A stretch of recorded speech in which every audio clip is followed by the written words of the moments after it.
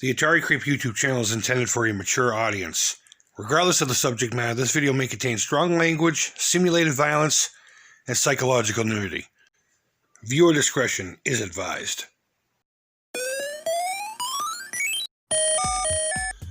What's up? Creepers and Keekers, Chris the Atari Creep. How is everyone doing today? I want to show off this joystick I got yesterday.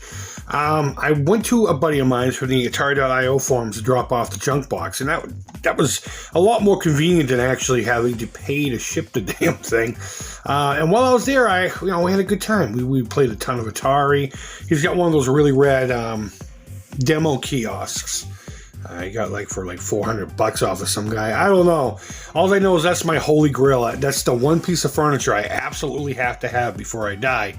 But regardless, in leaving, he gave me some parting gifts. Now, this may, at first glance, look like your standard aftermarket joystick. But it's USB. It's USB. He's like, yeah, don't you do a lot of stuff on your laptop? I'm like, yes, sir, I do. He's like, here, just take this USB controller. I have no use for it. So, best I can come up with, if you look at the back here, and I don't know if you're even going to be able to see it, but it says right here, Legacy, www.legacyengineer.com, made in the USA. Amen to that.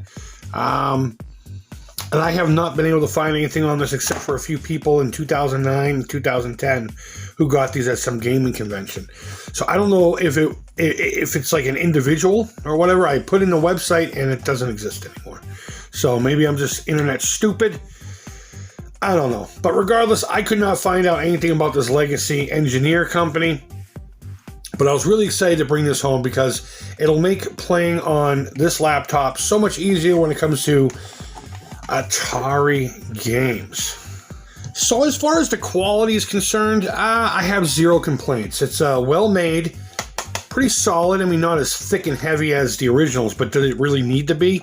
Maybe, maybe not. I don't know. But overall, the quality is great. It doesn't feel cheap at all. It does, however, and this might bother a lot of people. And I think the word mushy might be mentioned a few times, especially about the action button. But inside an actual joystick are little metal domes, the connection domes, that when you go like this, it presses it down and makes a connection to the left and tells the machine, I want to go left, and so on and so on. I suspect that this does not have that, obviously. I think this has the little rubber top hat kind of deals that pretty much everything that has a directional and buttons has these days. So I think some people are going to be a little off-put by that because it just has a different feel. I played with it for a little bit.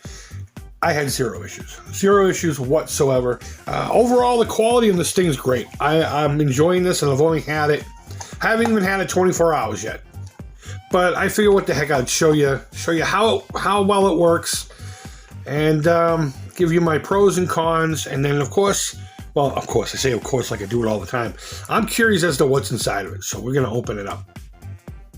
So let's actually play a game here. We're going to start with Yaz Revenge for a very specific reason, and I'll explain that here in a second, because I can really only see one true flaw with this joystick, at least as it pertains to my setup.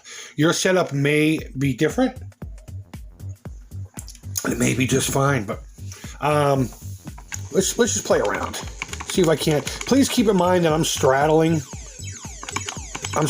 this fucking thing, okay? I'm about 3 feet away from the joystick. So, please keep that in mind.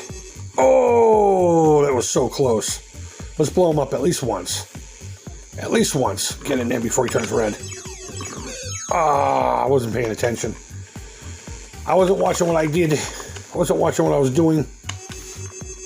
There we go. We got it blown up. Overall, I think this joystick works really, really well.